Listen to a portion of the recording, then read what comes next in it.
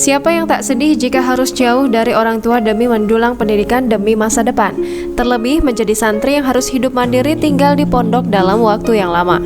Biasanya dalam waktu tertentu, para orang tua pasti berkunjung ke pondok pesantren untuk menemui anaknya untuk melepas rindu dengan membawakan berbagai makanan hingga perlengkapan sang anak.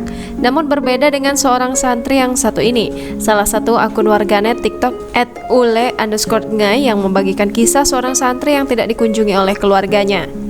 Terlihat saat semua teman-teman santri lain ramai berkumpul melepas rindu dengan keluarganya masing-masing, nampak seorang santri berdiri sendirian dengan pandangan kebingungan mencari orang tuanya.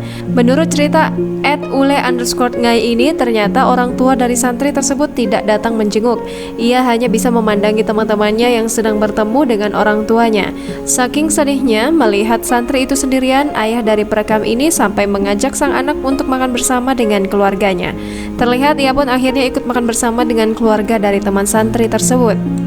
Sambil menahan air mata, santri tersebut mengungkapkan jika orang tuanya beberapa kali belum sempat berkunjung ke pondok diduga karena tidak mempunyai biaya untuk ke sana.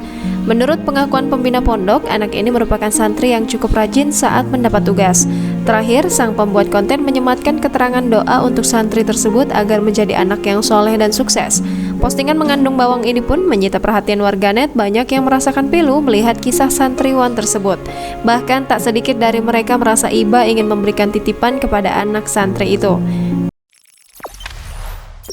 Jangan lupa subscribe, share, komen, dan like ya.